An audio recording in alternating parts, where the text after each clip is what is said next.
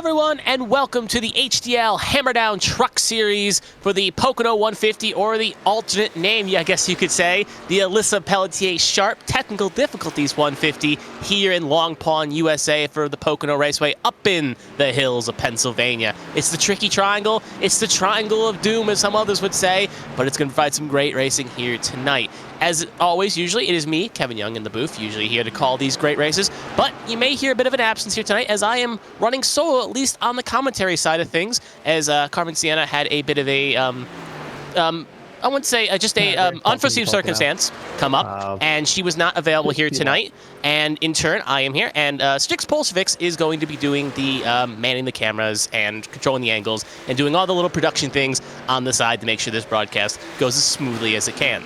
So that's what she'll be here. Obviously, she won't be doing any commentary. She'll be manning the cameras, and I will be providing my golden voice for this action. So what we're going to look around here tonight for Pocono here is obviously it's a bit of an odd-shaped track, but first we'll go over the current conditions real fast. It is 78 degrees Fahrenheit out currently, a humidity of 1 degree, winds from 2 mile-an-hour in the north, and very partly cloudy. Similar conditions we see week in and week out here, usually for the most part, obviously with a bit of time of day differences, but usually around the same temperatures. Now, what are the drivers going to be looking for here as a Pocono? And obviously, if you were here last night for the HTL Cup Series race, they were not doing a double-duty-esque event like the past couple weeks where, for instance, last week was Atlanta. The Cup drivers went to Atlanta, and the Truck Series drivers went to Atlanta. Or the previous week, Charlotte, so on and so forth. Last night, the drivers of the Cup Series were at Le Mans for the 100-minute race around the Le Mans road course, while the truck drivers are here in Pocono. So a bit of a frequent flyer mile difference for some of these drivers and a bit of a different learning curve. So as you watch in the eye in the sky, we'll be following the number 8 truck of Patrick Oberstadt, as will give us a little bird's eye view of what is going on around the circuit. But obviously, with a little bit of a less powerful car here, it's going to be very easy to stick it in those corners, but you're going to get good run down the straight, and you're going to want to set for passes going down the long straight, going into one. But it's mostly get close, stick your line, and just try to hang on, and you could probably find yourself in victory lane here tonight. So we're looking at about 1 minute and some change left on the clock before we get ready for qualifying. We'll take this quick opportunity to kind of just quickly take a quick look at the points here, as I'll just quickly read them off here. Speaking of Patrick Oberstadt, after his great performance last week with Carol Beagle Racing, was able to get a second place for his second place in the standings, with Dean Clavitt currently still leading the way in the driver standings. And as for the construct owner standings, it's DCI Squared leading the way, with also Carolina with the 56 truck with the 42 with 1776 Motorsports in second.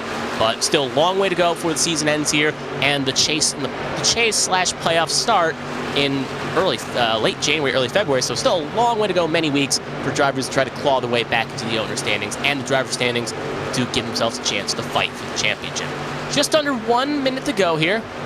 Again, nice little blimp shot here just to show you how the land around the track, it's very hilly, very up in the hills here.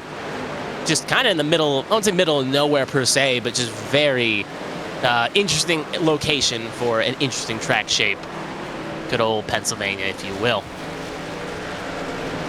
But looking at the top of the board right now, we'll just quickly, I'll read off the practice numbers here real fast too. Jonathan Adams currently leads the way, top practice times, trying to get the metaphorical monkey off his back here with some poor performances the past couple weeks, looking to try to get that A3 truck into victory lane, with John Hagan, Pacey Wygant, Joel Rodriguez, and a new bit of a debutant taking over the 48 truck. Usually it's Byron Davis driving that truck. Tonight it is Jimmy Modak driving in and filling in for the 48 truck. So that is our current top 5 at the moment, as we're about to hit the end of practice and get ready for qualifying.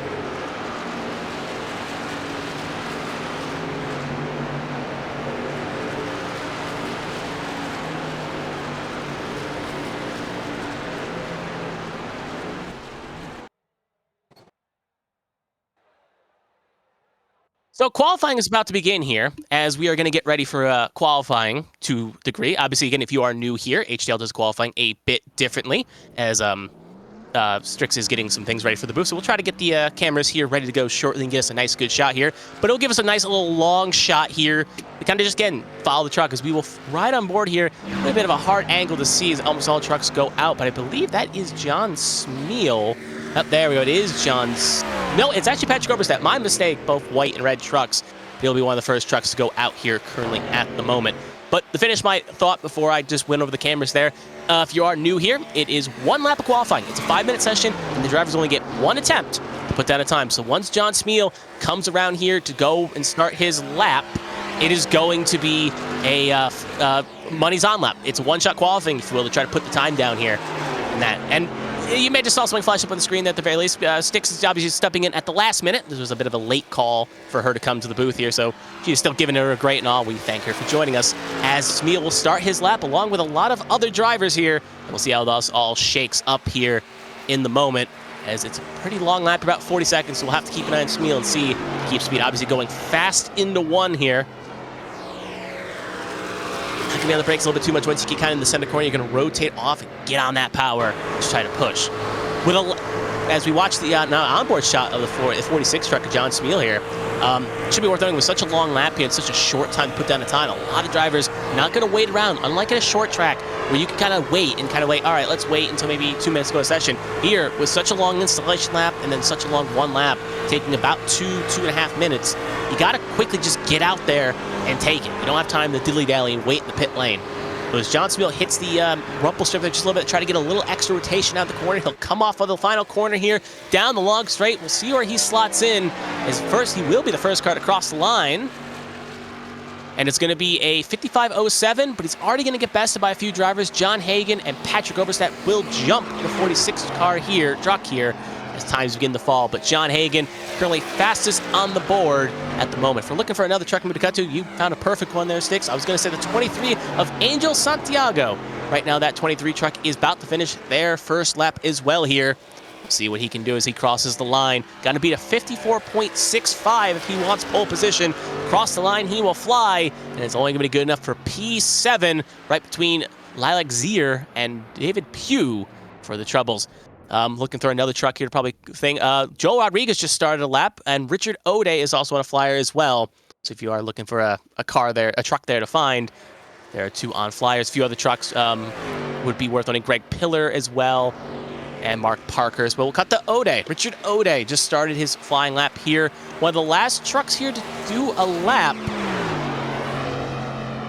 So yeah, one of the last drivers here to do a lap here on Regard. So he'll be probably one of the last ones at a time. Actually, Zach Bright just exited the pit lane and now back in, so he will probably be the last one to set an installation lap here. But O'Day, going later, will have to know what the time he has to beat here. And right now, it's still a 54.65. So it's going to have to be a flyer for that 78 truck to really put himself on the front row here. And it's looking okay so far, but as that truck gets very loose, I think that's going to shove off a little bit of speed here. And now he's just going to try to recover to put that truck in a decent spot up near the front of the grid here. It already kind of cost a little bit of time on that lap. So as he comes off of 3 and 4 here, we'll see where he slots in. Obviously, again, going to be a bit trouble to beat that 54.64, but as long as he can keep it under the 54s, he could try to put himself in the top 12. Across the line he will go, and it's going to be 27th, so that a little bit of shave off the speed really going to cost him that chance of really getting up towards the front. One of the truck you're looking to see, Zach Bright, obviously is not doing competitive lap. Joe Rodriguez is about to finish up his flying lap here. And looking at the clock here with just under a minute to go, it's going to be the last lap of the qualifying session. What can the 9 truck do? Looks like it was not going to count here in the book, so he must have invalidated somewhere along the way. So his lap will not count towards progression. And we'll see where, again, as far as I can tell, looking at the information I have, unless obviously iRacing made a little bit of a boo-boo, but that 9 truck is looking to be starting a little bit further in the back than they probably wish to tonight. So has 20 seconds left to go in qualifying here. Obviously, not much is going to probably be done. John Hagan going to take another pole position here with a flyer. He's been a dominating factor in the truck series so far with a great average finish late. At most of these tracks, he's been able to finish first or second, and the only 2 outliers on his schedule, you could say, is the one race he missed, which was at Homestead, Miami, I believe it was. And at the same point, he also had a bit of a poor performance at Atlanta, but that was because Atlanta was a bit of a chaos event. But anyway, qualifying just wrapped up there as I was finishing that tangent. We are going to get ready for 60 laps here tonight. But first, we'll take a look at the starting grid here. Show you where everyone locked onto the grid. So John Hagan and Pacey Wygant, they will make up row number 1, and that's how they're going to start in the front row. Moving down the grid, we got Jonathan Adams and Nathan Estep.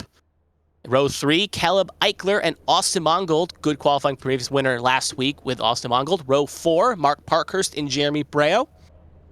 Row 5, Patrick Oberstadt and James Monick. Row 6, Lilac Zier and Caleb Carter in row 6. Row 7, Richard Gonzalez and Angel Santiago. Row 8, David Pugh and Dale Markowski. Row 9, John Smeal and Michael Saccone.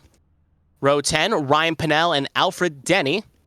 Row 11, Dean Clavitt and Tristan Bayer. Row 12, Bobby Blowers and Casey Ellis. Row 13, Scott J. Ponatsky and Lily Frazier. Row 14, Richard O'Day and Greg Pillar. Row 15, Zach McBride and Joel Rodriguez. And row 16 will be Greg Pendell and Callie Height, and that will round out the field here.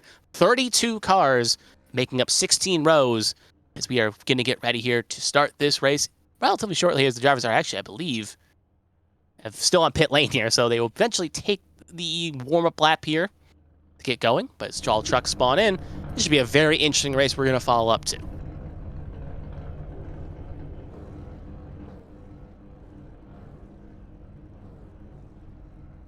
This looks like every truck is in at the moment. Looking to see who maybe that one truck isn't. You know, it does say everyone's spawned, so I guess we're just waiting here just a second here. Let the clock run down. As now we've, I think, officially hit 2 minutes, so now the pace truck will now officially head on out. And we're going to get this race underway. Well, not underway yet. Still pace lap and get the field sorted, but at the very least we're going to get this warm-up lap started to start the race.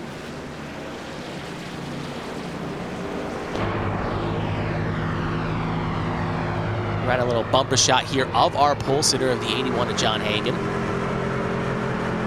There's a good little shot here. The cars will be barreling down his rear view mirror going into one. 2 wins so far this season. Been one of the stronger trucks here, as I was alluding to, into qualifying. Having, obviously, with such a good degree here, 2 wins and now 2 pole positions added to his name. Tying pole positions right now, again, equal on the same amount.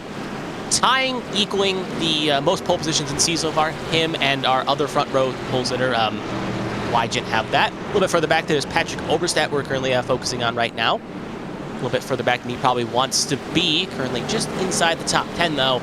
With it being a 60-lap race, should easily have the ability to get his way back up for the field here and try to get up towards the front.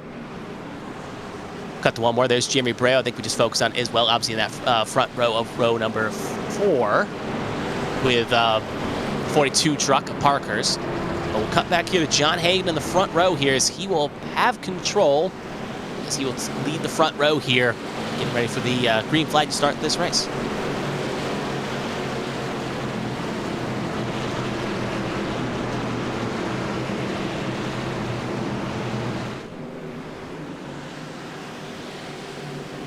So as the drivers get ready for 60 laps here, the pace car is going to pull off. Green flag, green flag. Green flag is out. And away we go here in the Pocono 150. I see a bit of a defensive line there at the very least as trucks begin to fan out going into one.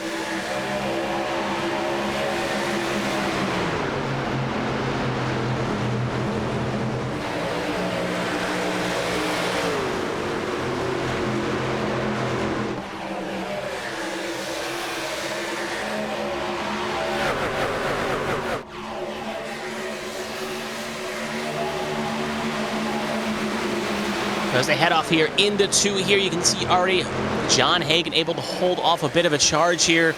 As you can see, most of the trucks being single file for the most part, playing position here, but it looks like at the very least it'll take a nice little wide shot here. You can just see top 5 all single file, but it's getting a little bit racy here. At the very least, fighting for just outside the top 5 here. So we get a nice little wide shot there and everything back. As you can just see 2 by 2 by 2, as Hagan will lead the first lap here, but you can just see how everyone's trying to take advantage and get a spot here and get a run to try to get upwards, as there's no stage breaks here. It's, if the race goes green, it'll be 60 laps to the finish here, or now 59 laps, I should say. So easily, if you are back, you do not have the opportunity if this thing goes green. You have to kind of make a move on and get towards the front here and really make something happen. See right there is actually James Monick filling in here on substitute in that 48 truck.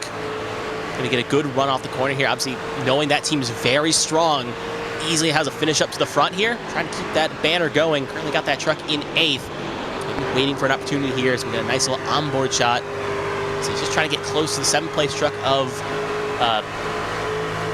blank there for a second. Caleb Eichler, as he's trying to get up a little bit closer there. And you can see it's just up the road there, the 38 and the 51 working in tandem. That is the 4th and 5th place cars there, pushing to try to get clear of Nathan Estap.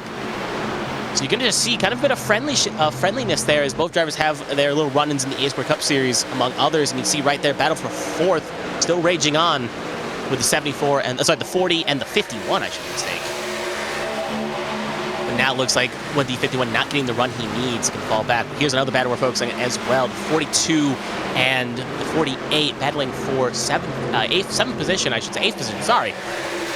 As they are fighting hard here, but looks like the 48's not going to keep able to keep the charge. A little bit further up, there's Jimmy Breo under pressure here from Jonathan Adams. Jonathan Adams looking to have a stronger showing the past couple of weeks. He's had fast trucks. He just didn't be able to finish those trucks very quickly. And it's kind of shown as just trying to get a good finish here and maybe get that momentum point in the right direction. Battle for the lead there, raging on right there. As you can see it passed toward the front here. John Hagan under pressure as he is looking to get past here, past Pacey Wygen. He'll take the defensive line into one and get it successfully done. So we're riding on the bumper camera here. Now the front camera of Pacey Wygen. As you can see, not fighting it too much here. Obviously being this early, being a track that relies on staying in the draft and staying close to a run. There's no real reason to defend too hard here. As long as you think you got the truck, then keep up and stay close. Currently holding down 2nd position. Get a nice little side shot there and go forward. And actually, if we can spin it back around there, you can see a battle for 3rd happening in case Austin Mongold just making a move there on Nathan Estap. Last week's winner at Atlanta, he's going to close the door aggressively on the 40-40, almost had nowhere to go, almost hits the wall, and is now going to take this as an opportunity to try to get a run to get that spot back. So you can see in that 40 truck, that square D machine, looking to try to get a run. I think well, we'll have to see here. Not braking as hard here, and the problem that's going to hurt him is he's going to have that 00 kind of blocking the lane he wants to take here. He'll still be side-by-side coming off the 2, and I think he's going to have a problem here, so he's not going to really get the slipstream or the toe to really stay ahead here. So I think it's going to be advantage Mongold at the very least, unless Estap feels bearing on the tunnel turn here. So he's going to be right on the corner panel, still not going away in that square D machine as they do end up touching Mongold a little bit loose here. It's going to be a scramble to get around him. It's now 3 wide as Breo's going to clear on the outside and Estap's going to clear on the inside, and Mongold not going to be too thrilled about that as he basically kind of got moved here. Luckily he was able to save it, but later in the race with those tires wear, that's going to be less easy to save as they're now still side-by-side for 1 position less, as now they're fighting for a top 5 spot or 4th position instead of 3rd. Last step of the podium is now the 38 truck going to get a good push. There's Richard O'Day way in the back. They're taking a very difficult line, but there's a spin. There's an accident right there. That's Caleb Carter involved. That was around 11th position. We are still green at the moment as trucks are fanning out there. You can see him right there on that high side there in that 46 truck. And everyone's going to get clear and avoid it. So even though it looked like there was at least a truck hitting the wall there, the caution does not come out. And we stay green. And the question is, how much of these trucks have any damage? That 44 truck, with how much he went from 170 down to 0, I do wonder if he's got any damage there or if he can maybe soldier on to the next pit stop. As you can see him right just a little bit in the far shot there in that very white machine. But we'll focus on Kelly Height here for a minute, as she's currently down at 28th. Obviously did not have the qualifying that she would have liked, and is now going to have to try to make a bit of catch-up here at the very least. A little bit further back. We'll cut a little bit up here to Alfred Denny. We're following Alfred Denny right now. This is the battle for 11th, 12th, and 10th here, just outside the top 10 there. You can see another move just happening up the road there, and I think that is actually Patrick Oberstadt and Lilac Zier fighting for position here. Ooh, nice little side shot camera there. Now we'll go for a front camera there too. Give you a nice little shot of the side there, just showing you how close they get to the wall. Now a little bumper camera for the battle for 10th position. This is what we're watching for the last step inside the top 10 here. Alfred Denny currently in 12th. Thinking about a lane to choose here. Does he feel like he wants to be on the low side or the high side? Where does he feel like he's the strongest? Right there. Oh, Zier gonna get a little bump there, way off the racing line. Actually, it's Sean Smeal, my mistake. Not Zier. Smeal gets a bad bump there. And now gonna fall down a couple spots here. Oh, it is Zier. Okay, good. because the 50. My mistake. John Spiel drives the other truck there, so yeah, name popped up on the little Tylon thing. Threw me off for a second, but yeah, so you're going to fall down a couple spots here, down the 16th. Okay, and we're going to see this battle play on here in that regard, but down the 16th. Ooh. Obviously, we got a good shot of that there. We'll cut out the Patrick Oberstadt, though, back inside the top 10 here. Actually, last truck in the top 10, but that little mistake there, a little bump, it's going to cause a bit of a separation from him and Angel Santiago, currently in 9th position. So you're going to have to see a little raciness there to get back up in the front. So anyway, as we look through some battles here, you can see obviously right there, just at the tail end of 11th there, Alfred Denny. Oh, accident right there, 88 truck involved. That is going to be the 88 of and Dale Markowski, and that's going to be a caution. Multiple trucks involved there. You'll see his spinning car there on the inside, and he's now going to be on the inside there. Another truck was involved. I'll see if I can find out who exactly that was. As he ended up getting contact with someone here. Oh, he got hooked on the front end of the 60 truck of David Pugh. So both trucks involved, and then a few trucks piled in, including the 9 truck and the 34 truck of Bobby Blowers, both involved as well. And that is going to trigger our first caution of the night here on lap 9. Handful of trucks there in the mid-15s to early 20s there end up getting involved. Don't think any of the damage was maybe terminal for any of those trucks. Few got some good licks there, and it may affect the overall performance, but we'll have to see on that. David Pugh obviously did jump to the pit lanes, though, so whatever damage he had was extreme enough that he couldn't get that truck in there under his own power. Joel Rodriguez also just came down for emergency service as well.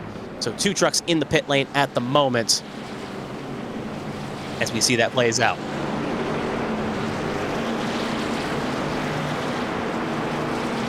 So anyway, that will be the first caution of the night. We got a good shot of it anyway, so kind of played out what we saw there. Just again, truck getting, just try to clear there in a situation. One going high, one going low, fighting over the same piece of real estate.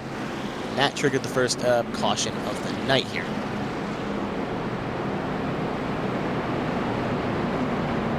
So anyway, as we do cut back to live action here on lap number 9, pit stops should be occurring here, at least for a few trucks here. Obviously, the ones that got damaged under the previous caution will elect to come in.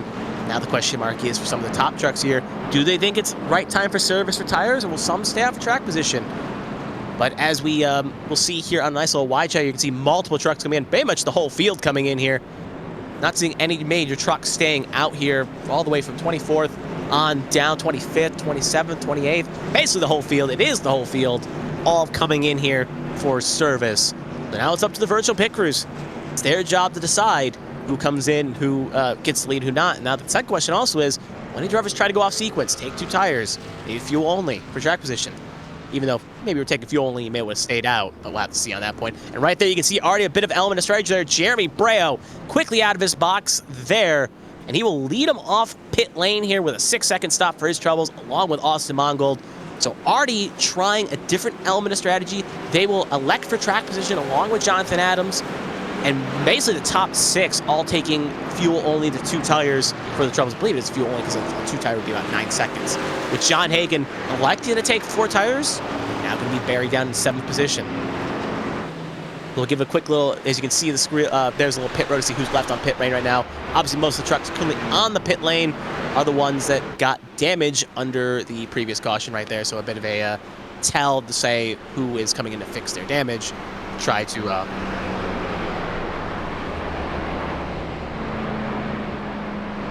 So anyway, though, as we do see in this regard here, as hopefully as the first caution comes here tonight, hopefully will be the last here, but differing strategies play out. So as the field will get bunched up here, I believe this time by, as no truck wasn't lapped down at the time of the moment. We'll get a nice little cycle through to see what happened, but again, aggressive strategies from both Mongold, Breo, Adams, Estep, Denny, Oberstadt, Patrick Oberstadt, to say the least, as those 6 will elect to go for track position instead of 4 tires, with John Hagan being the first of the 4 tire runners, along with him and Pacey Weichen, take 4 tires. So we'll ride on board here with the truck after Pacey Weichen. That is going to be John Smeal in the 46. So it gives a nice little onboard shot of him. He elected to take, as he's currently in 10th position, electing to take 2 tires, fuel only, I should say, not 2 tires, fuel only for his troubles, so electing for track position. And then you can see the 71 Duncan machine of Lily Frazier, currently in 11th. I see one more truck leaving the pit lane right now as we speak as well. I believe, I'll quickly confirm who that is. I want to say that's Markowski. It is Dale Markowski, but he will now be one down as he was not able to beat the pace truck, and he will be one down. So we'll take a quick little look at the top 10 here for a second here as we get ready to go green. This time by is going to be Austin Mongold and Jeremy Breo making up row number 1, along with Jonathan Adams and Nathan Estep in row 2, Alfred Denny and Patrick Oberstadt in row 3, John Hagen and Scott J. Posnetsky in row 4, and Pacey Wygent and John Smeal in row 5, with Frazier, Height, Parkhurst, Ryan Pinnell, and Caleb Eicher making up the top 15. Looking through the who's still running, who's not, we have 29 trucks, 31 trucks still running. Actually 30 trucks still running. Joe Rodriguez pulled behind the wall. David Pugh still in pit lane, could come back out, but currently looks like major damage for him. 30 trucks still running, 29 trucks on the lead lap. Only truck 1 lap down is Dale Markowski, who is currently 1 down. So another caution were to come out, he would presumably get his lap back as long as he's not involved in said caution. So anyway, though, as the field will come to green this time by, it's going to be on the control of our Daytona winner, Jeremy Breo, as he will have full control of the restart here. And interestingly enough, the 2 Super Speedway drivers will be lining up on the front row here, having full control of this. So as the pace car is going to take the lonesome trip down pit lane here. As a bumper came up Breo, as we'll see the green flag in the air. You can see him already get a good launch there, and away we go. He'll be well clear, so he'll have choice of lane. Meanwhile, Mongold's not going to have the option. He'll have to try to tuck in here, as Adam's going to be a little bit aggressive here and take second. Everyone else gets relatively okay. No major bump-ins or spins off on the restart there. We keep it clean. You can see multiple trucks there, 2, almost 3 wide there, fighting in distance. They'll try to fan out and find spots here. Try to take advantage here. Make this work. So it's interesting to kind of know here, obviously the short run's going to favor these tires that, the drivers that took tires here. As the run goes on, it's going to favor the trucks that elected to go for 4 here. We already have a pass here for the lead. Jonathan Adams going to make a move to the front here, and he's going to successfully get it done. So put Jonathan Adams back to the point here, or not back to the point. First time he's been to the point here tonight, as he will get clear and lead this lap this time by. But the question is, will Breo work with him, or will he try to pull out here and get that spot back? But it looks like he's pushing that 83 truck down the straight. I assume he's not going to try to make a lunge here. It's going to kind of favor here at the very least. Be content with second, at least for the moment. We can already see a bit of a line here forming up. And speaking of drivers on the move, John Hagen already up to 5th position, trying to get those fresh tires to work while he still can.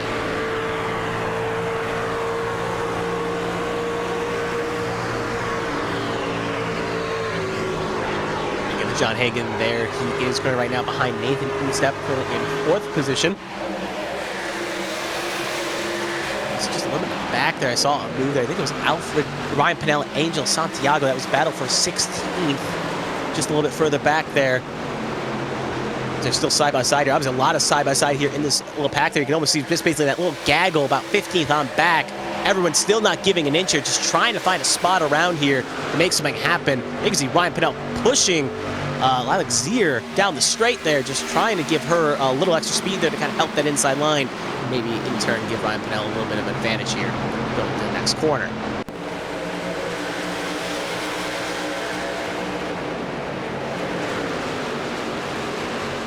See how the truck's fanning out here, making aggressive lunges here as well. See if there's a little more prominent battles. Looks like back up to 4th position. John Hagen making a move on Austin Mongold.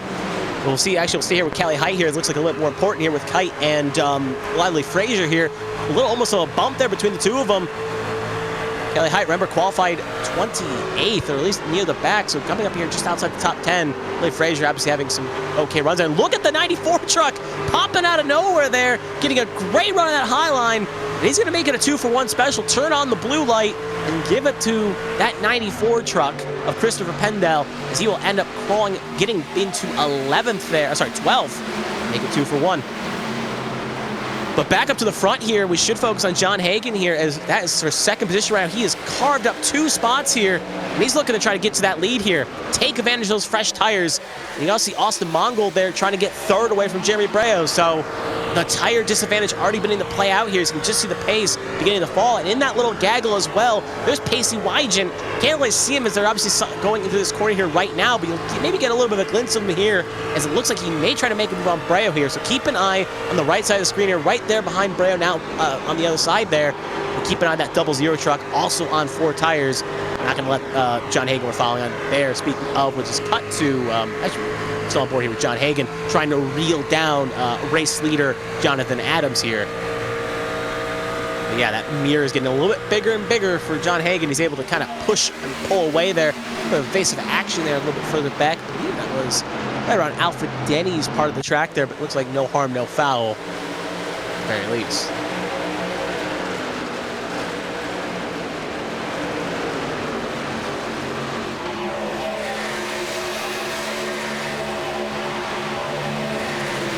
Right there, you can see Angel Santiago right there in that blue and yellow machine there on the inside, looking to try to get that position there as he's hanging the inside on, I think it's Kelly Height.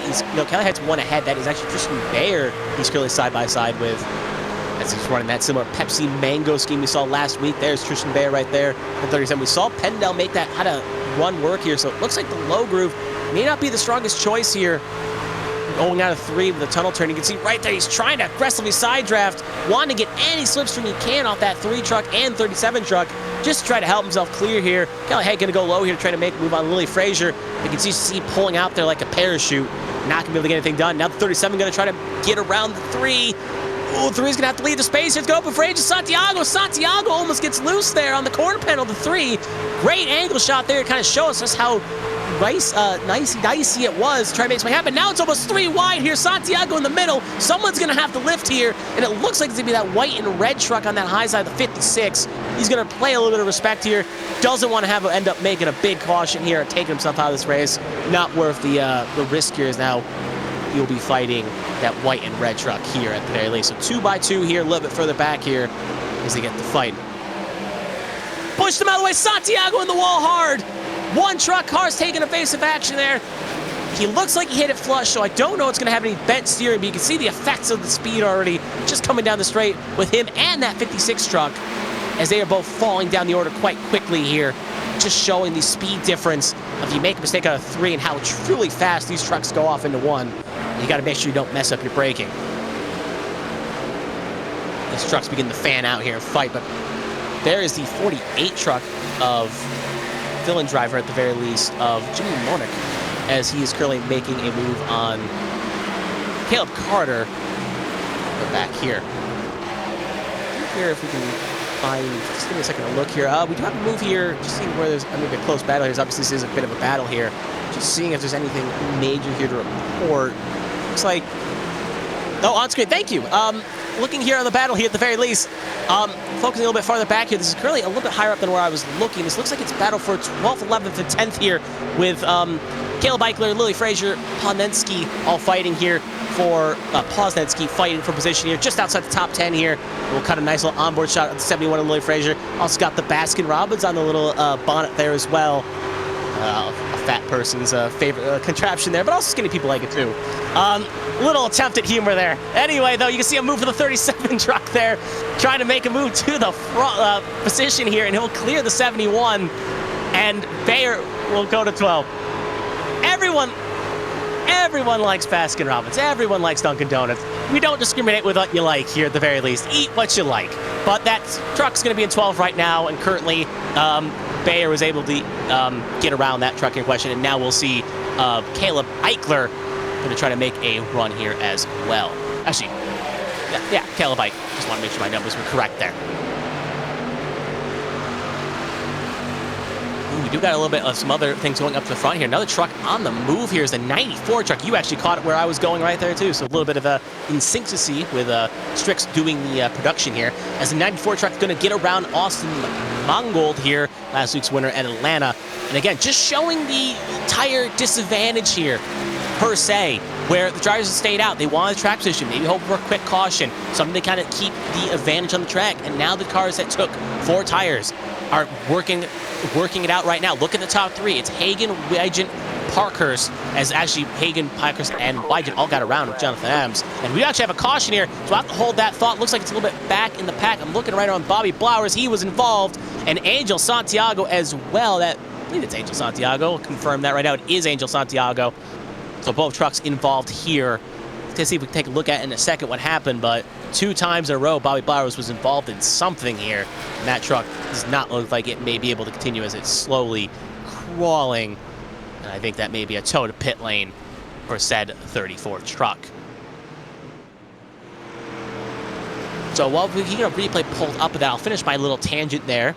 Worth noting on the lap situation with Hagen, Wygant, Parkhurst, all took 4 tires, got way to the front. So actually, we're actually still on live action here, so I looked over for a second. But yeah, Hagen, Wygant, Parkhurst, and Pendel all took 4 tires. And they're currently 1, 2, 3, and 5. Jonathan Adams, only one that did not take 4 tires, is currently in 4th. Yeah, that's a previous incident right there. Yeah, a few laps ago, that put Angel Santiago back a little bit farther back. Okay, so we'll have to, I'll see if I can pull back my own perspective here and just kind of relay what happened here, as drivers will elect to pit here, obviously. So yeah, we do want to apologize also for technical issues here, obviously, as there's a bit of a last-minute ordeal here, kind of with Carmen's absence. Kind of scrambling, but Strix is holding down the production booth, getting some great shots, great cutting here. Just obviously a few replay issues here. Looking a little bit back here, it looks like, as I'll try to describe it, I think it's actually not involving Angel Santiago here, as an incident happened up the road just a bit. It was between Jonathan Smeal and Bobby Blowers. As Blowers tried to clear Smeal, got hooked hard at 90-degree angle into the wall, got Smeal, a few other trucks involved, Caleb Eckler here, along with, obviously, Angel Santiago and a few others. So kind of a similar incident we saw for the first caution, where, except not as violent, but still a lot of trucks there involved. So pit stops happening here. Handful of 2 trucks actually stay out. Alexier and Richard O'Day elect to stay out here and go for the track position. We'll see if they elect to pit next time by. But at the moment, they'll be 1-2. After that, though, everyone else coming on in, wanting to at least get fuel, maybe 4 tires as well. Looks like one truck will take an aggressive call here. I think it's Mark Parkhurst taking fuel only for his troubles. 7.47 for his troubles. Caleb Eichler also 7 seconds as well, at the very least. Looks like John Hagen also taking 4 tires as well, so electing not to go off sequence here. Wants the tires and feels comfortable with the tires and thinks that's his key to success here. And we saw after the last restart, it quite literally did work here, at the very least. Some other notables worth noting also, Tristan Bayer electing to take fuel only, or 2 tires. Actually, he took 2 tires, it seems, to try to get some extra track position, but most of the field not electing to go tires only, electing to take, sorry, not tires only, electing to take no tires, electing to take 4 tires and not try to stay out and get the track position. So there's the 81 truck rocking a new paint scheme. We've seen him rock different paint schemes week in and week out. I was just running the National Guard colors a couple weeks ago, running a Mountain Dew National Guard scheme last week in Atlanta, and now running this little paint scheme here as well. So Hagen is showing off a little bit of a different livery in the past couple weeks, but it hasn't slowed down his pace one bit, as he's currently got one of the fastest trucks out there and now currently in 5th position. We'll try to get that truck back up towards the front with some fresh tires. I guess while we do have this little break in the action, we'd just like to say thank you for joining us here on this Tuesday evening on ABN1 for the Pocono 150, or the Alyssa Pelletier Sharp Technical Difficulties 150, depending on what other name you'd like to call it. Thank you for joining us. I am Kevin Young. Obviously, Carmen Cindy is not here tonight. She had a incident, I would put it like that. She's okay at the very least. But other than that, though, Strix is holding down production for us in this booth, and I am doing the commentary here.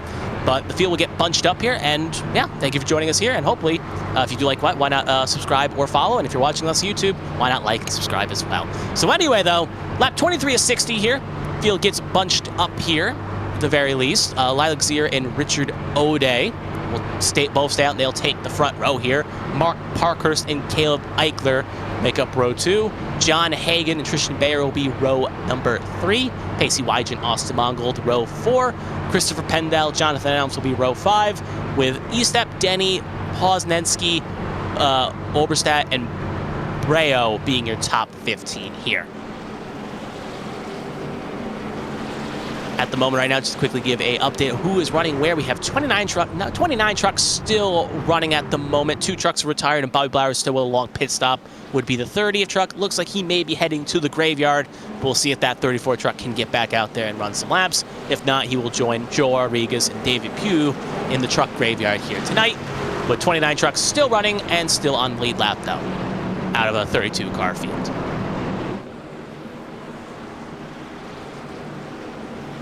So now the question is, and this comes down to a good point here, Blackzier obviously I don't think has suited up for a truck series race. Obviously this season has raced other series in the ABN family and other series, so it's not like this is new to her. Richard O'Day has been here every race so far, and a good driver in his own regard, but hasn't really been in the front row of a restart all that much. So we'll see if maybe there's some, I won't say difficulties, but newbie shakes or something to see if they can keep up here with their older tire wear in comparison to cars around.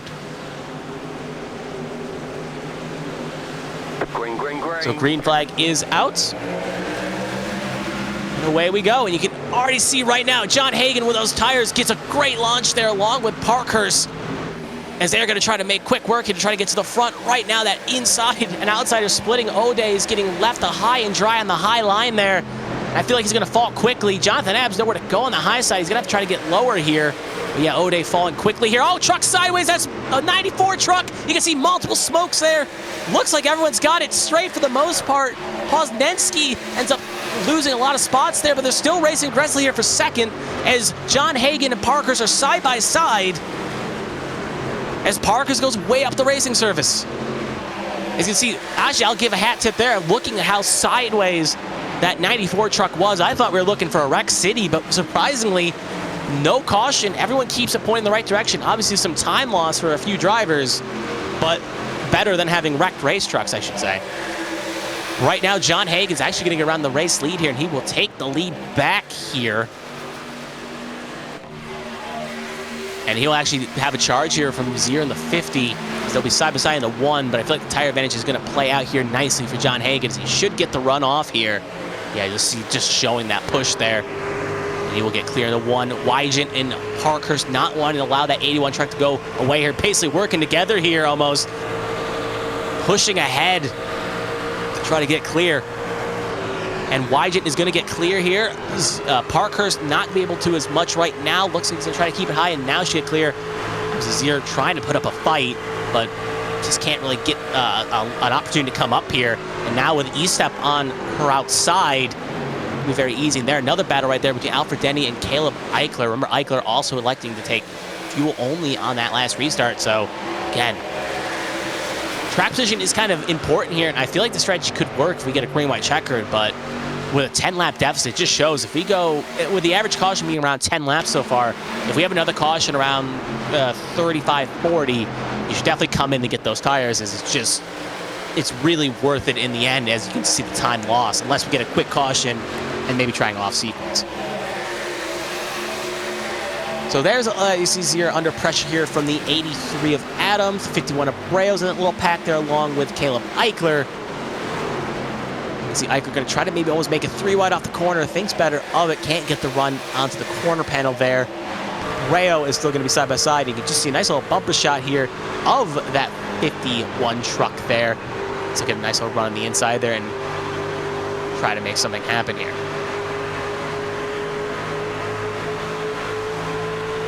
Again, it gets quite racy as obviously the front gets spaced out. Some of these packs you can't really pull away here.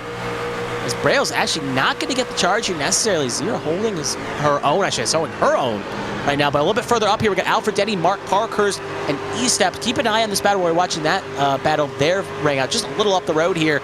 And you can see Jonathan Adams right now trying to get a run on Parkhurst, as Alfred Denny was able to get around Parkhurst and Adams.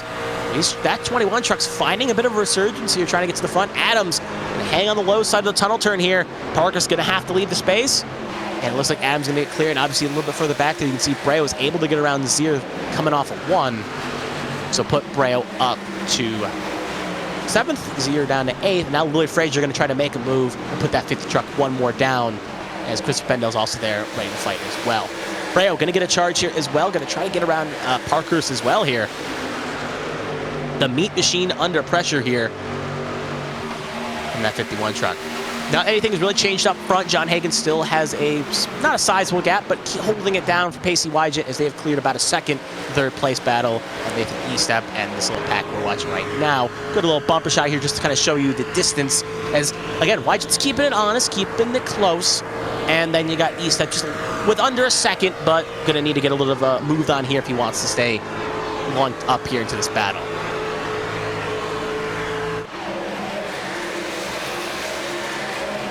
Here to see what's focusing on here. We're getting a little bit race here again. We're 9th position, 8th, 9th. Pendel and Zier are fighting a little bit hard here. And then you can see the 56 truck involved in the last incident. It's Dean Clavitt, who got a podium last week at Atlanta. I believe it was Atlanta. Was it Atlanta? We got it Charlotte. Either way, he's got one podium so far this year. These weeks, some of these Atlanta, Charlotte, so similar in dichotomy. It can always be a little bit of a throw-off. Christopher Pendel gets around for 9th, and Clavitt going to try to get that red and white 56 truck around the 50 truck, try to get inside the top 10 here. And it looks like, yeah, again, just showing the tire disadvantage right there. 56 will get well clear and put themselves back into the top 10. This next lap by, we should be at 30 laps completed here, just at halfway. This is a big bit of racy battle here, just all around. Pulsatrix is cutting through little angles here. Show some action here. You can see right now riding aboard with Patrick Oberstadt in a little bit of a battle here, along with Zach McBride, and Richard Ode is also just a little bit in that pack as well, watching just behind. There's Zach McBride in that Monster Energy teal machine on his high side. You're going to see right there they've caught Bayer as they're going to be right in the middle. Oberstadt going to back it down here, not liking the odds of going 3 wide through turn 1. Would like to kind of lay it off here and think about fighting another day. Zach McBride, though, going to be aggressive here, going to get around Bayer, and I'm going to try to make a move on the next truck ahead there of Caleb Eichler. And right there, Oberstadt gets a great run, though, playing a bit of possum there, if you will, to get around that 37 and just use the toe to his advantage. And now basically pushing Zach McBride, trying to clear Caleb Eichler. And he will, so put Zach McBride using a great little dichotomy there, able to push his way up there and get both drivers up a couple spots there at the very least. Looks like I'm reading the comms here correctly here. I think we may see a pit stop here. Keep an eye on the screen. I think Zier is coming in. I wonder if any up there. You'll see right on the far side right there. So maybe a little bit worth noting at the very least. Obviously, last pitted around lap 10. We're here on 31. Obviously with a caution lap to kind of help push that gap, but at the very least it seems to show that you can go about 20-ish laps, maybe a little under 20 laps. So all trucks will have to make at least one more pit stop. If obviously we stay green, that's going to be a green flag pit stop most of these trucks will have to take. So back up to the front here, you can obviously see again, ooh, big little move down the racing surface there. Not for, actually, it almost looks like Parker's trying to get a move there on Austin Mongold, but couldn't get a really good run there at the very least. We'll have to keep charge. But most trucks kind of getting spaced out here. Gaps are getting to grow here. Trucks kind of holding their own here. Nathan Estep was able to reel back into the top 3. But man, they're getting racy back here for trying to check the position. Around the top 20s here. It's basically a big old mortgage board here. The nice little blimp camera will just show you the pure gaps committing to form here. As this shows you how big the circuit is and also how gappy it can be as well. Man, they are getting really aggressive here, just outside the top 20 here. Honensky under charge here, along with Saccone, Callie Height, all in this little pack here. Almost 3 wide in the battle for the top 20s. There, that's what I was talking about right there. You can see almost right there.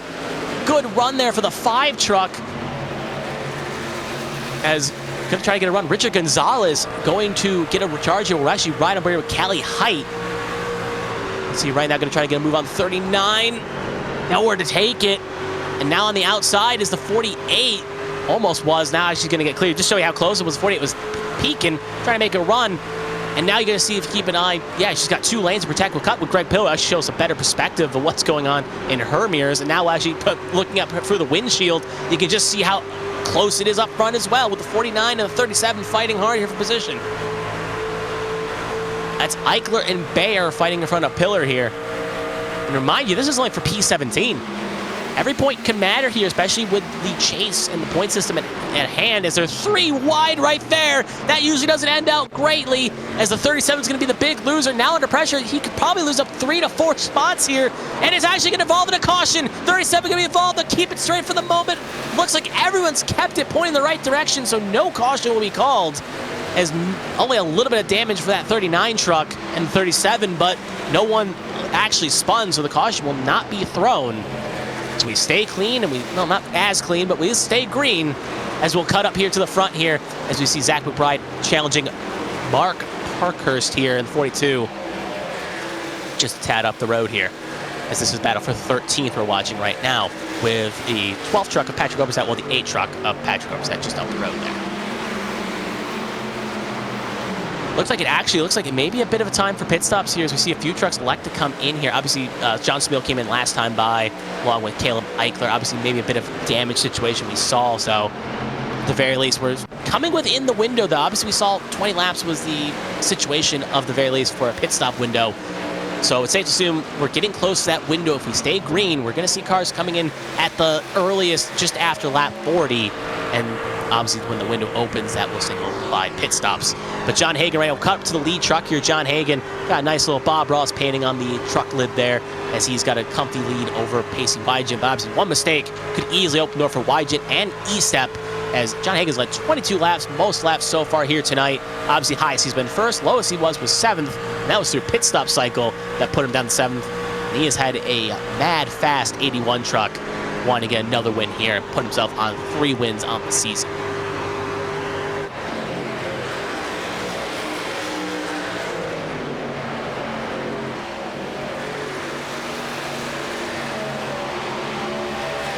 You can see again Hagan just taking the defensive line there, even though it probably doesn't have to really be that aggressively defensive.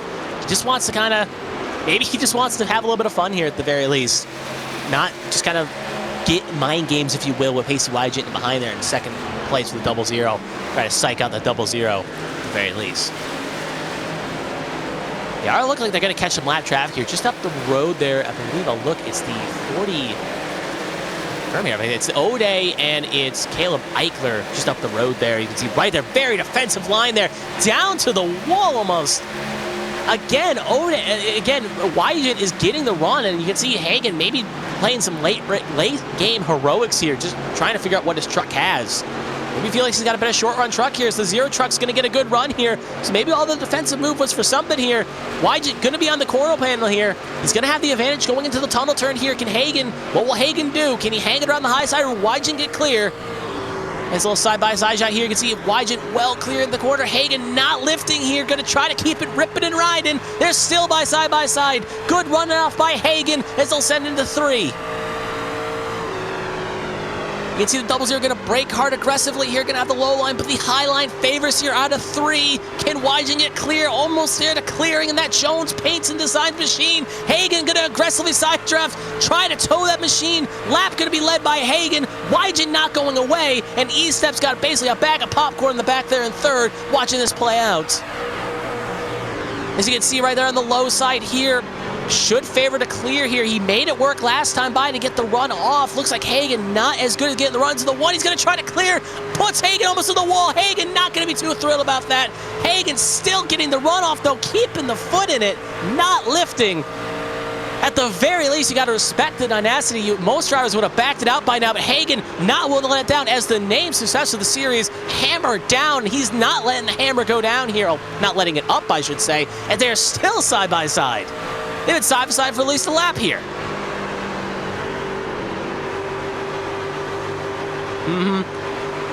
Pulsatrix Rod, a great comment here at the very least, that the American flag on that C-pillar, it was in a very American-esque move, keeping the foot down, not lifting, and Hagan going to lead another lap there.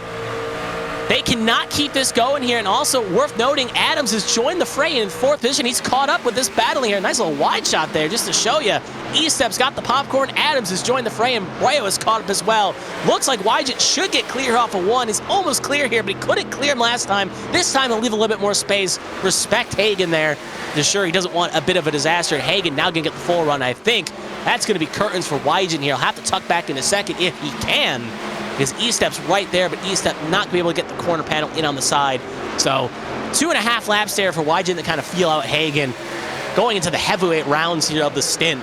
And Wygen now kind of has something in the back of his mind, knowing what he has to do maybe to clear. So both drivers taking notes there. But battle for third, Adams. Remember, Adams had some poor results here, wants a good finish at the very least, would like the win, because I can think of at least a handful of races. He's qualified well, led laps, but just couldn't get that truck in the victory lane or even finish in the top 10. So Adams looking to try to shake that, and he's going to get, not third yet, he slides back into fourth here, but just hap up here. He's led 5 laps here tonight. Obviously, he was down low 10th, but had a very strong truck here as well.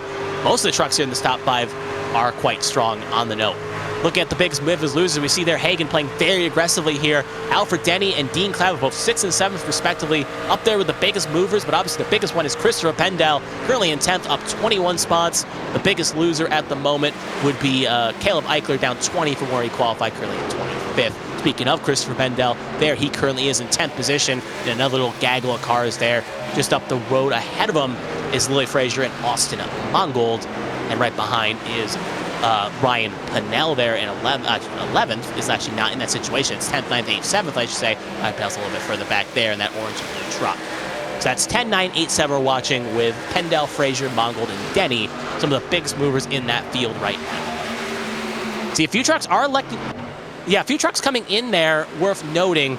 Not a major amount of names. You're just looking to see who was on that list. Really, it's just Tristan Bayer, who obviously elected to take fuel only on the last stop here. Dale Markowski obviously involved in the opening incident. That truck is pretty wounded. So no major runners pitting here at the very least in this front half of the field.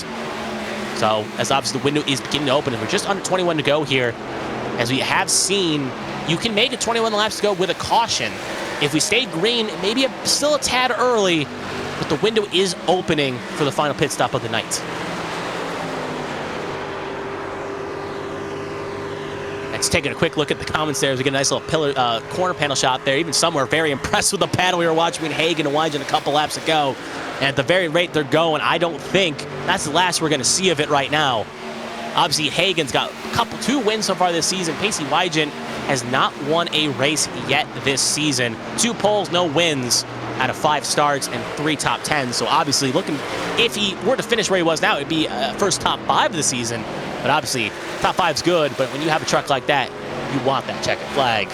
We'll see what that double zero at 81 can do as they've now actually pulled away. And actually, call on the radio right now, John Hagen, he is coming in. Hand out the window here.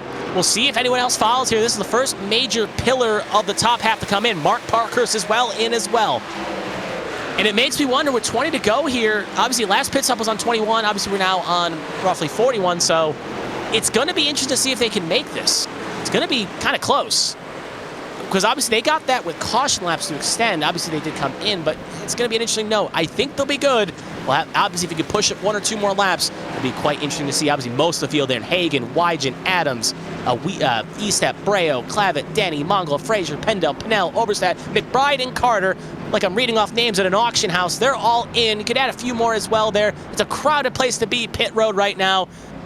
At the very least, only no truck actually stayed out there in the top 20. All of them coming in. Alexia, first one not to come in. Obviously, she is now currently in 21st. She came in on lap 30. And I do wonder if she can actually make it to the end here. So she is hoping for a caution along with Eichler and Ode. So now keep an eye on the box. Keep an eye on the times here. It's up to the virtual crew. It's going to be 4 tires and fuel for everyone. The question is who's going to get out first. It's going to be Hagen and Wygen 1-2. Adams going to get 3rd. Breo 4th. As most of the field pushes out here, no speeding penalties for the most part here. No one's gone over 15 seconds on my clock. Few slow stops. Nathan Estep, I think he may have missed his box. He had a 16-second stop there. Lowest of the top 5, and that's going to demote him down to 6th. Just a little bit behind Jeremy Breo. So John Hagen's crew gave him the stop he needed, even though Wygen was a little bit faster on the stop. On the in and out box, the pit road time was favoring Hagen. He was more aggressive coming in. So it just shows, as we've seen throughout the ABN family networks, you've got to be aggressive coming into pit lane. It's a risky situation, but you just saw it. Even though Wygen's crew was slightly faster, the time he gained coming down a pit lane, just being slightly ahead and also being more aggressive on the brakes, gave Hagen about a 2nd gap right now that Wygen's going to have to overcome. And 2 seconds clear of Lilac Zier, who's actually able to cycle up the 3rd, just ahead of Jonathan Adams. Now Jonathan Adams is going to actually make a move here on the inside here. And again, similar to what we saw on the last restart, Adams can make it through. Obviously, that 50 truck is going to have to make, at the very minimum, one more pit stop as she came in on lap 30. She will not make it good to go to the end here. She'll have to make one more, obviously hoping for a quick caution here so she can top off along with the rest of the field here. Even though the field should be good, but obviously if we get another caution, you're probably coming in for tires at the very least, even if it's a couple lap difference. If you got an extra set, you're taking it, and you're going to try to make it work.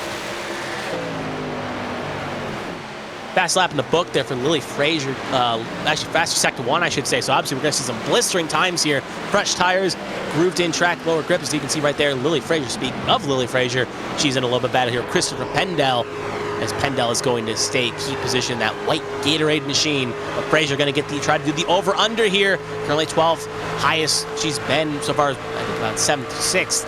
So try to get back up there if she can. Going to get a good run off in the one. How aggressive will she be on the brakes in the tunnel?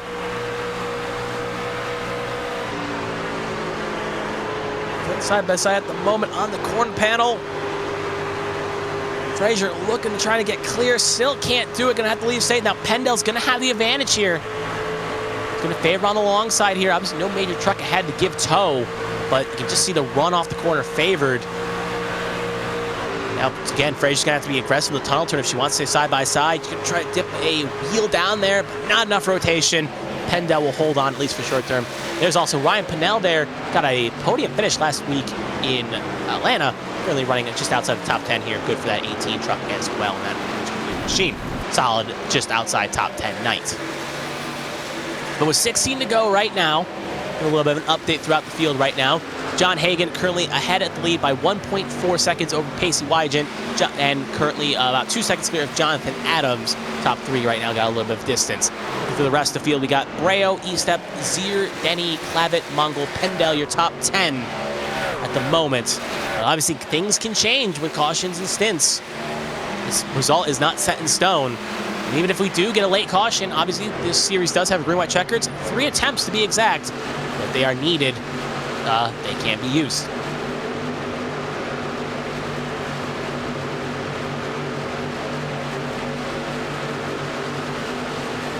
They're a little bit side-by-side action at the very least right there. It's 21 of Alfred Denny trying to make it a 2-for-1 special here. Even though I think one of those cars is not, or actually it is positioned, that's all I can see here on the inside. So Alfred Denny going to make a 2-for-1 special there and get clear. That HTL machine has been on the rise here. Obviously up 14 spots before he qualified. Had a bit of a poor qualifying here. Qualified 22nd, if I believe, now up to 6th. Got a strong truck, but gonna need at least maybe a caution or something to try to get a little bit closer here if he wants to try to get to a top 5, as he's about 1.5 seconds away from Nathan East up there. You can see him just on the fourth shot right there, currently up the road. A little bit further back here, we're looking through specs here. There's right there, that white and Trek. That's Jonathan Smeal right now, currently 29th, currently a lap down. Just kind of letting trucks go here. Was involved in that last incident for the last caution. It has some damage on that truck. Just trying to make sure that thing can get home safely and try to get some good points for Carolina Beagle Racing in the team championships. But back up to second position we are focusing on here right now. Pacey Wygant under pressure here from Jonathan Adams. Wygant and Adams fighting hard here. Adams obviously again, 83 truck's been quite strong. He was able to reel in while we were watching Wygant and Hagan battle. He, along with E-Stepper and Bray, were able to kind of close up that gap.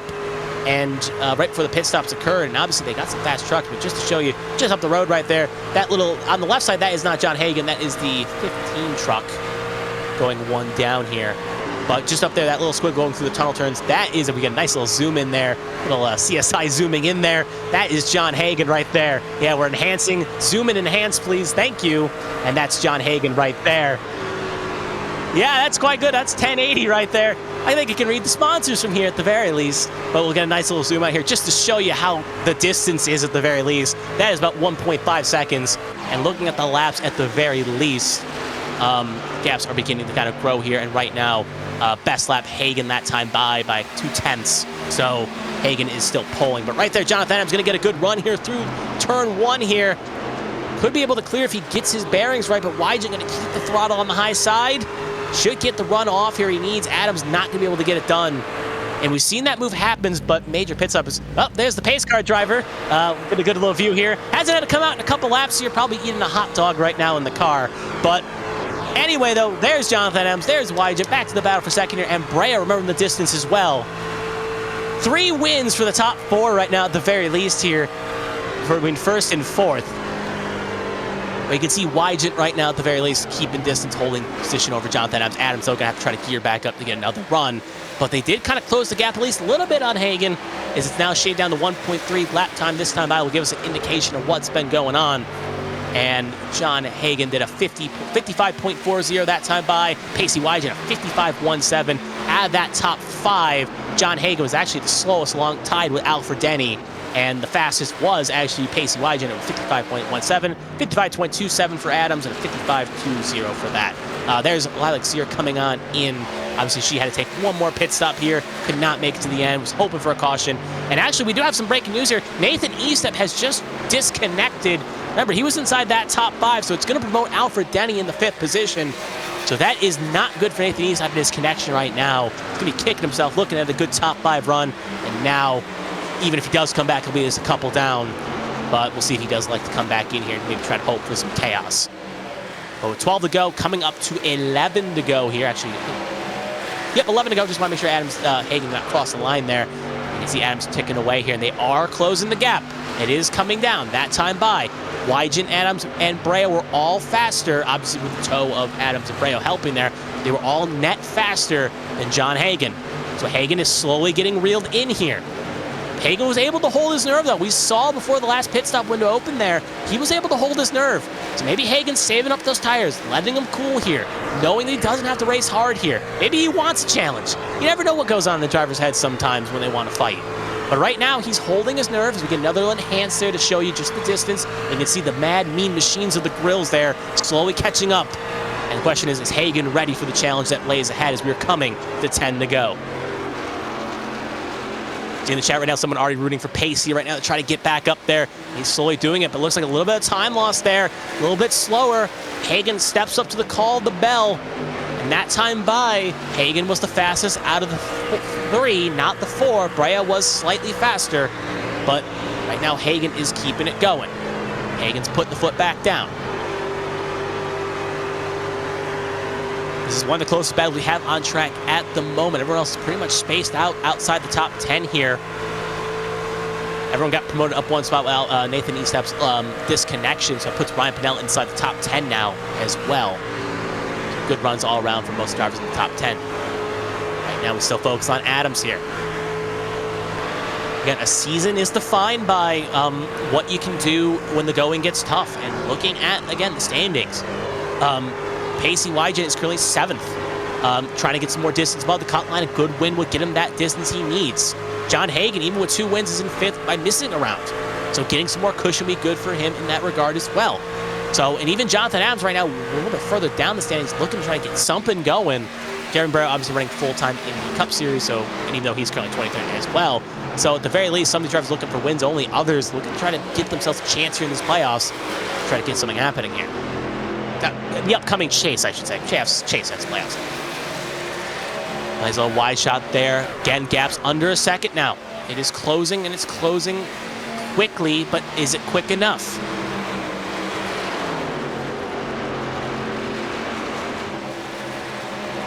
Rails beginning to fall off just a tiny bit here. Adams is basically staying locked on to Wyatt, almost like it's a little pack race here. You got the car that drifted out a little bit ahead, like almost like weirdly a bit of a Talladega situation. You got the 2 cars lined up, almost like a 2-car tango, and then you got the 1 car left alone after the pit stop window.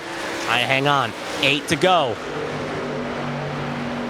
Noting even hearing on the radio comms right now, Wyatt relaying the same thing I kind of just said here. He's telling Adams, just push me, push me, push me. But we'll focus on here, just on the battle here of 8th, 9th, and 10th. As that battle heats up, this battle's raging on. As we got Frazier, Pinnell, and Pendel all in this little battle here. The battle of the synonyms similar here is 94 and 71 fighting side by side here. Pendel holding off all charges here. It's been a bit of a challenge to pass if you don't get the run correctly. And even when you do, it's still a bit tough. Ryan Pinnell there obviously kind of staying a little bit loyal here, maybe pushing Frazier, getting a little close here, set up for a move here. Pendel going to cover it off here, cover the corner. We'll cut back here. Alfred Denny here fighting Austin Mongold. This is just outside the top 10. Dean Clavin. We could say, where did he come from? Last time we saw him, he was fighting for a top 10. Now he's just made it a 2-for-1 special. Turn on the blue light. 56 is going to be up the 5th. 2 for 1 just like that, but I don't think Mongold or Denny are going to allow him to chase away too quickly here. You can see Denny give a shove here. You can see on the inside Mongold not getting the charge he needs, so they get side by side. They're still side by side, the 21, and Austin Mongold's 38 machine there. But Dean Clavitt caught 2 cars napping, got the run. He is up to the top 5 here. That white red machine is pulling, and that probably explains why he is our points leader at the moment, really leading the way, just charging towards the front here. Or at least top 5, obviously a little bit of ways away from the front, as the top 4 are about 6 seconds up the road. But if he gets a caution, watch out, he could be a bit of a threat here. See, there's Austin Mongold and Denny still fighting. Denny gonna hold out here. And it makes me kind of wonder into our guard here. If you're that second pack there with 7 out of 6 to go here, do you try to work together to get close out of the pack and keep it racy for a top 5? Or do you kind of settle where you are? But one group that's not willing the rest of their morals is Wygen and Adams and Breo. Working together here, slowly cutting it down here. Down to just 4/10. They will get there. But we've seen it's hard to pass. You have to be methodical. You have to be correcting your moves in order to make something happen. There's a good bumper camera. We had to zoom out a little bit, but that's how close they've gotten. We didn't even need to use the zoom. That Chevy is taking up the mirror of 81 Hagen's machine. He is closing in.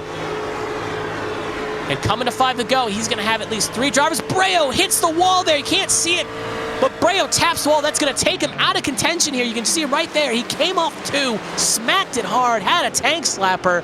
He'll keep his foot in it, though. Now down to 2nd, though. I think that may be all she wrote. He's still in the draft just a bit, but the likelihood of him being able to reel back up is not high as we're coming to 5 to go. Battles being used in the back there. Also, I was keeping an eye on the time and scoring battles focused, but this is obviously for the lead and the race win. We'll stay focused on this. There's other 2 battles we were covering between Denny and Mongold, and Frazier, Pinnell, and Pinnell are fighting hard. But this is the race for the win and what could be our podium here. The question is, what order could they finish? Is Wygen looking to get the first win here? Remember, he was our pole sitter at Daytona. He's got 2 poles. He's had some speed in that 00, just hasn't been able to get that win. He gets a good run here, but Hagen holding his nerve. Peeking, he's prodding, he's keeping his nose in it. And again, remember, Jonathan Adams, they kind of had a truce. Adams and Wygen said, all right, we'll work together, get to it, and then we'll race when we're there. So truce is off here. Adams is going to fight Wygen if Wygen is not fast enough. It's a next man up situation. If Adams doesn't think Wygen's going to get around Hagen, I'm going to do the job for you. Coming to, actually just starting 4 to go here. Breo's fallen off here. If they touch, Breo could be there to capitalize with the distance. Hagen very defensive there, going low. Wygen Adams still linked up. Breo going to come back up here and cut it off, trying to break that toe. Not going to allow that 00 to get the run off into the tunnel turn here. Good run off exit favoring Hagen.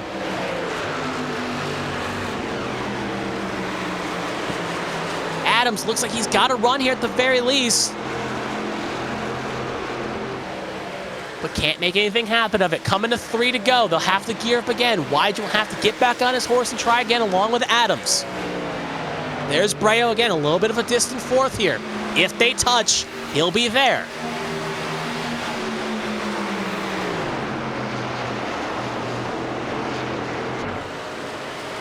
Another good entry and exit. Well, obviously, Hagen go very defensive here. Go very low, break the toe. Will Wygen follow? He will.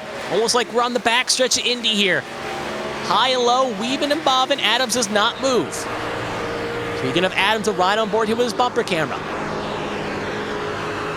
They are going to catch 1 lap car possibly for the end of this thing. It's the 39 truck.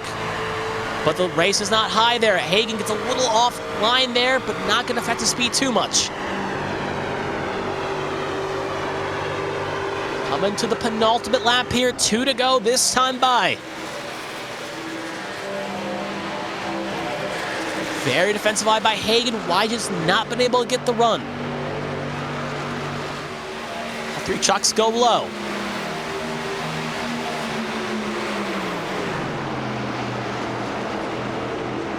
Good entry by Wygen. Can he keep the speed off on exit, though?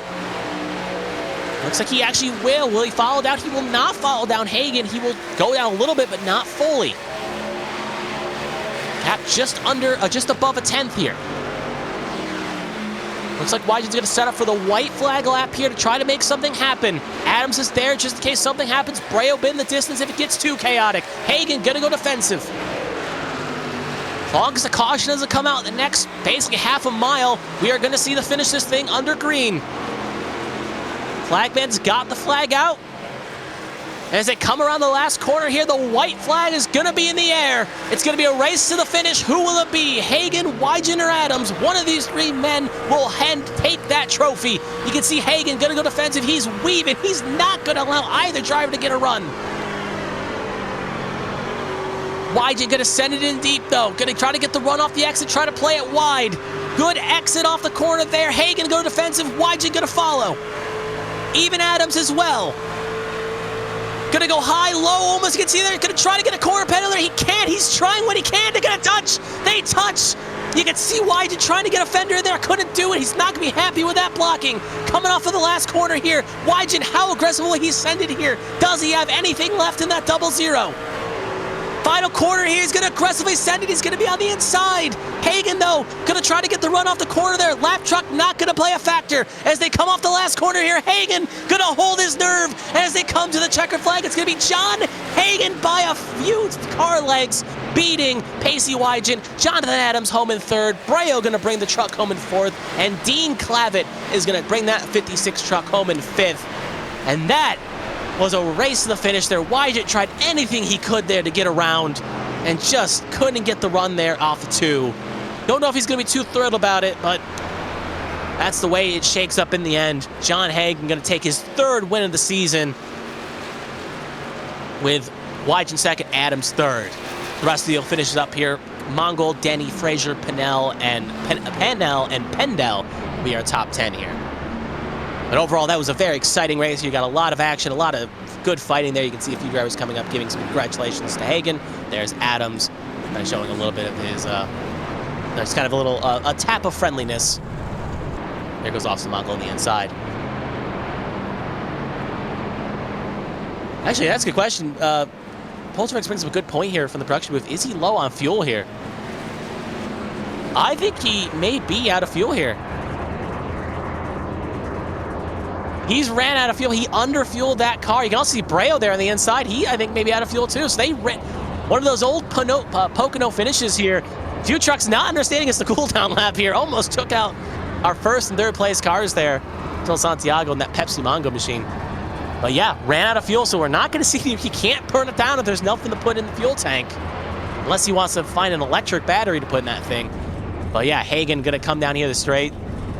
Yeah, he's coasting. He's done. I wonder if Adams may just give him a little bit of a hook to try to signify a burnout here, just to maybe see that. Yeah, he'll just park it right for the start-finish line. Oh, no, he was saving, okay. So he did have a little extra fuel there. Wants to make sure he has a burnout. Question is, how much do you have left? Doesn't look like he had much. He quite literally just closed it and saved it, have a few spins there, and now he'll shut the engine off. Oh, no, wait, honestly, I don't know if he does or doesn't anymore. But anyway, though, as he compliments his decisions here and just probably celebrating the cockpit here with not much smoke, do not go anywhere. Top 3 interviews will be coming up just relatively shortly here. We'll hopefully be able to hear from Hagen, Wygen, and Adams. So don't go anywhere. We'll get those 3 in here shortly, and we will get this interview session underway. But there is our race winner, John Hagen, 3rd win on the season. As he's still got, I can't tell if he's ran out of fuel or not here. Every time I think he's out. Okay, stuttering. That is stuttering here. Yep, now it's officially done. So yep, there's John Hagen. He ran until the tank was dry. And yep, he will be happy, quite happy with that. So let's wait for the file in the waiting room here. I already see 1 driver in. We'll see if we can get anyone else to pop in first. But if not, we'll start interviews here in just a few seconds. So do not go anywhere. Oh, and before we start, Kelly Height, just because I know some of the chat is asking, she finished 12th on the track. 12th, just outside the top 10. Actually, there's the unofficial results while we wait for them to file in here. Just to show you the top 10 here. We'll go over those fully in a second. Just wanted to let drivers know. So anyway, we'll see if we can get anyone else here. Obviously, we'll start off. Usually it goes 3, 2, 1 or 1, 2, 3. Let's just hear from our race winner to start off with. We'll start off with John Hagan. So as the running order scrolls on the field here, we'll pull John Hagan here, and we'll start these interviews right away. John Hagan, this is Kevin Young in the ABM booth. You got a copy? I got a copy. All right. Well, that was a very interesting Pocono race, to say the least, the very least, watching it up here. But we'll go on through some questions here. So to start off here, obviously you're in qualifying. You had a very, very strong 81 truck. You were able to put down another pole lap and now have the tying the pole record here in the truck series with 2 apiece with Pacey Wygent. So I guess what has been your secret to qualifying so far? Because you seem to step up to the pressure when it's really mattered the most here and get those trucks on pole position or towards the front. For these trucks, you just got to figure out if the car is rear end heavy or front end heavy. And here it was very rear end heavy, and you can really abuse the right front, especially on a qualifying run. And borderline, you're borderline going like way farther than the mind can even process into the corner, and way quicker onto the throttle than your mind can process. But you just got to trust. And that was a good qualifying lap I threw down, but this race was crazy. This race was awesome. I love Pocono. Yeah, we saw that with those battles there. Well, trust me, we'll talk about those battles in a minute you had with Pacey Wygent, Jonathan Adams, and not. But we'll have another question here at the very least. We saw with the first caution and the second caution, honestly, the only 2 cautions we had tonight, drivers elected to stay out and take 2 tires or no tires or fuel only or stay out all entirely. But both times you elected to take 4 tires. Did you feel confident in your truck, per se, to get back up there and get to the front? Or do you think this is just a tire track and no matter how much you stay out there, you need 4 tires no matter what the circumstance is? A mix of both. I felt really, really confident in the way I could drive this thing. I knew if I ever got behind somebody, where to set them up.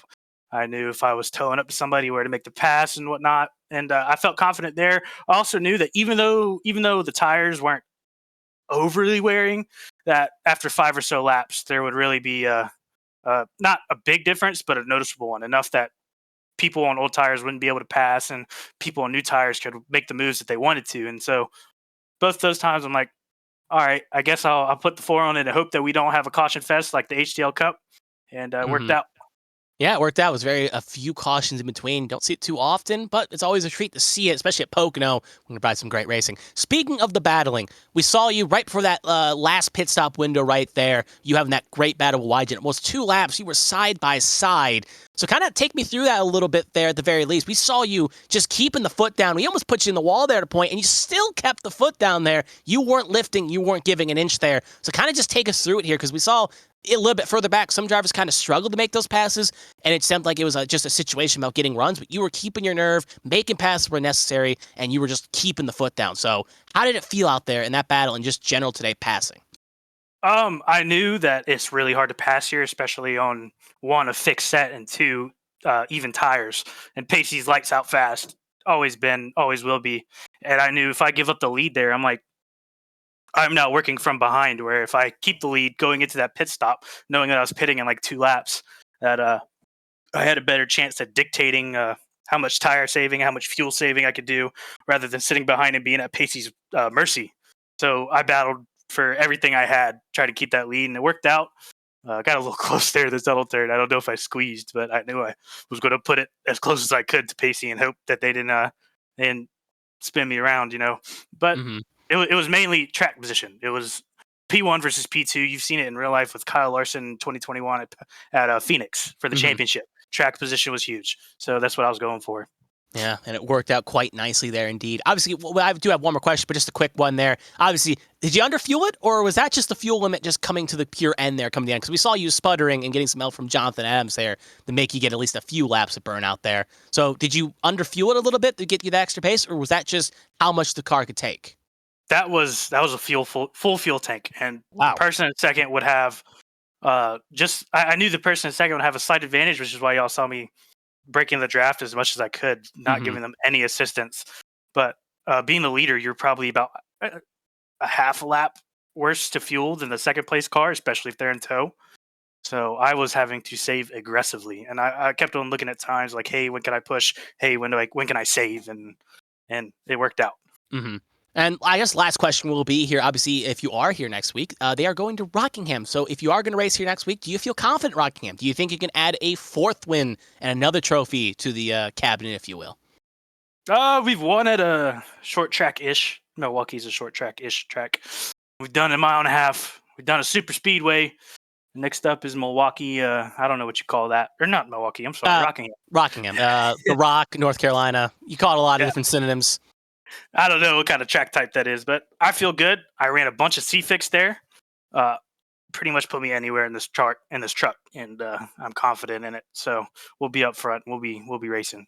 All right. And as obviously you've been here at least 3 times this season and a few others in the ABN Cup Series where we saw you last, you know the tradition. When you get to the end, any sponsors, people, friends, family, pets, what have you, under the sun, it's your time to thank them or give thanks, what have you. The floor is yours, so take it away, John. Thank you to my beautiful girlfriend for watching this stream. She was watching the whole time, watching my POV and y'all's POV. Shout out Jacob Shangle getting me in here. Shout out everybody who put this event on, and shout out to Pacey for keeping it clean there at the end. All right. Well, that is that for that. And hopefully, if you are here next week for Rockingham, we can see you then. Maybe we'll probably see you here next week. So you have a good rest of your week, and you take care now. Thank you. All right, that was John Hagan, our race winner. So we're going to move on to our second place driver here, Pacey Wygant. We'll bring him on in here and hear about his tale of the race.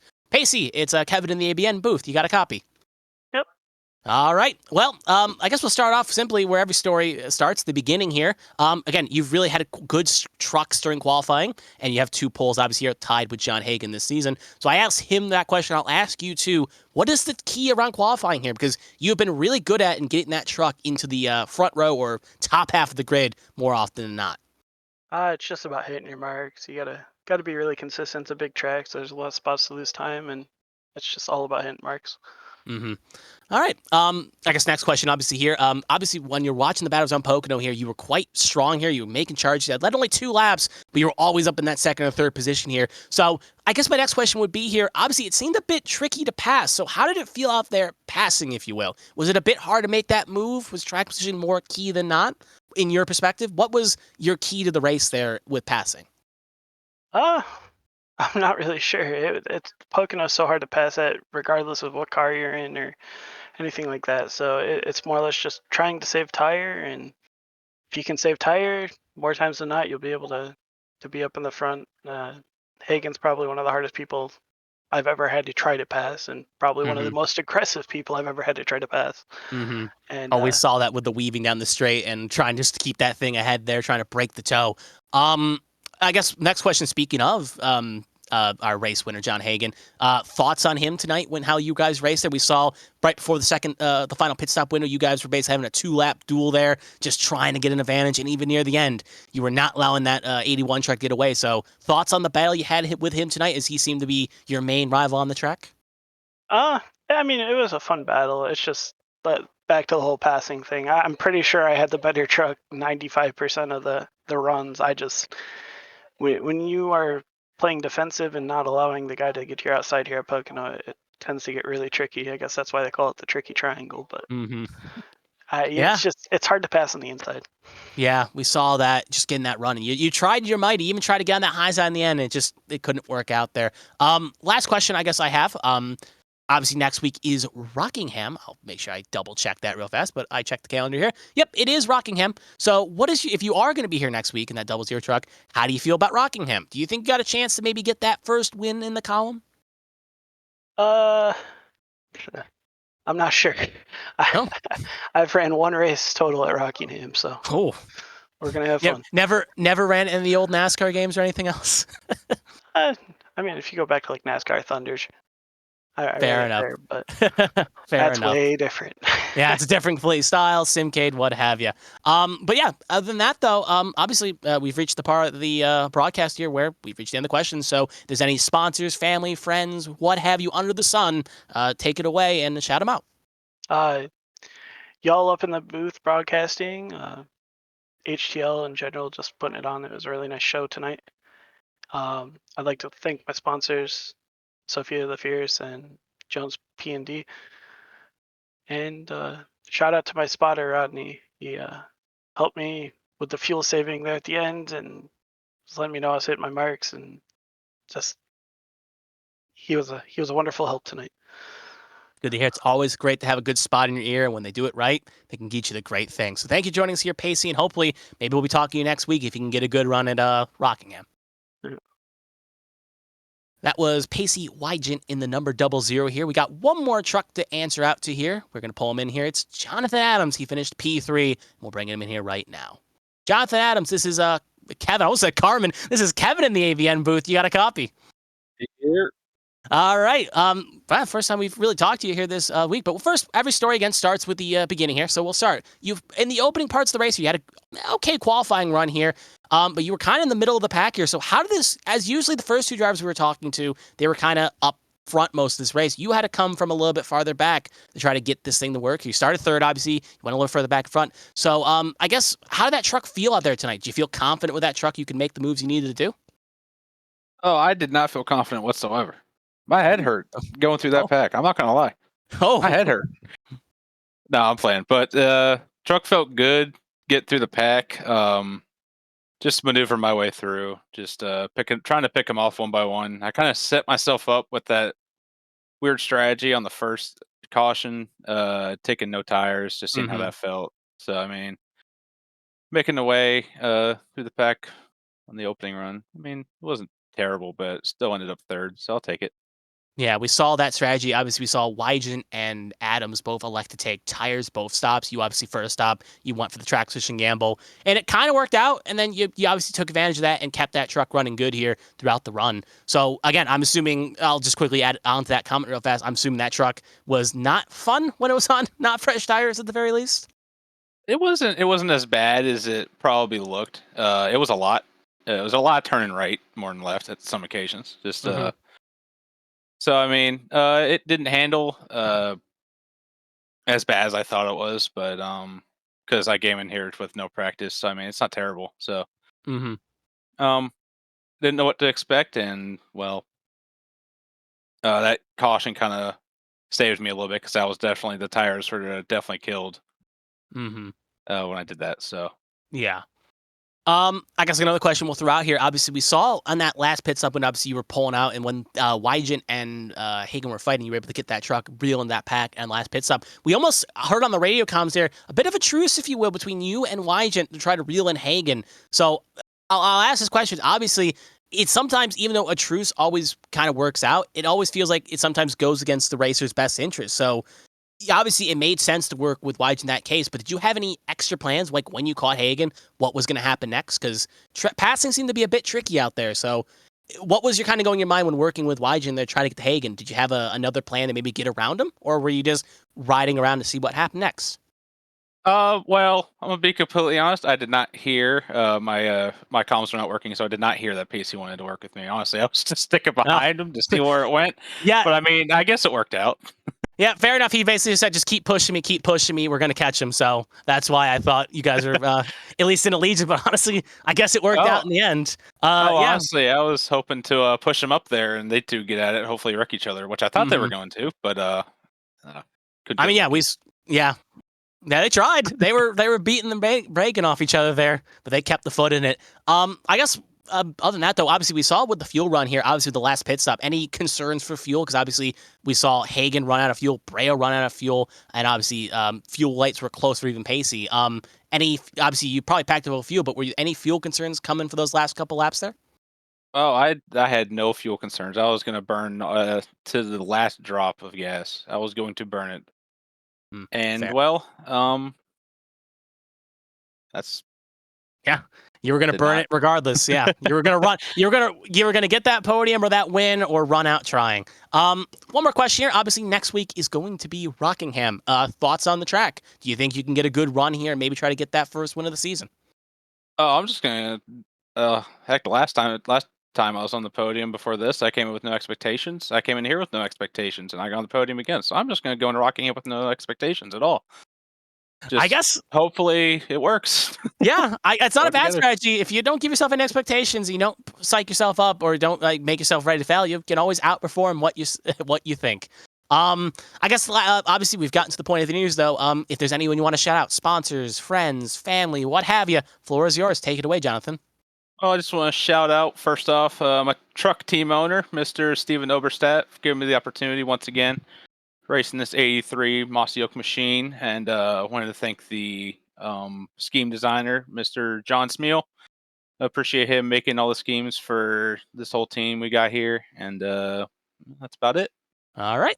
Well, it was good talking to you. And hopefully, if you can get another good run like that, maybe if your expectations are just low enough, maybe we'll see you take that win. So thank you for joining me, Jonathan, and you have a good rest of your week. All right. You as well. Thank you.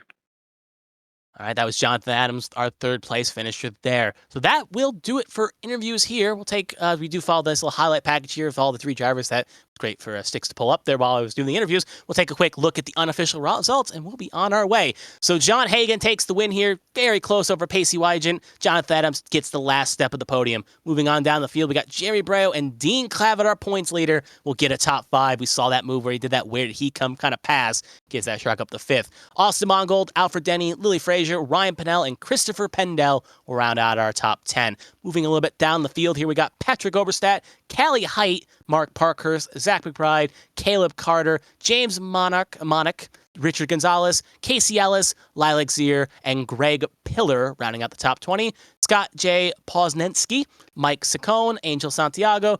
Actually, Mike Saccone will be the last truck on the lead lap. Then you got Angel Santiago, Tristan Bayer, Richard O'Day, all one down, 23rd to 25th.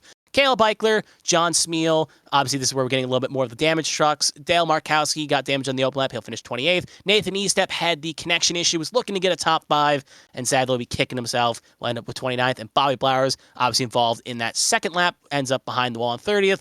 And Joel Rodriguez and David Pugh also do not finish this race, both 31st and 32nd, respectively, involved in the opening incidences.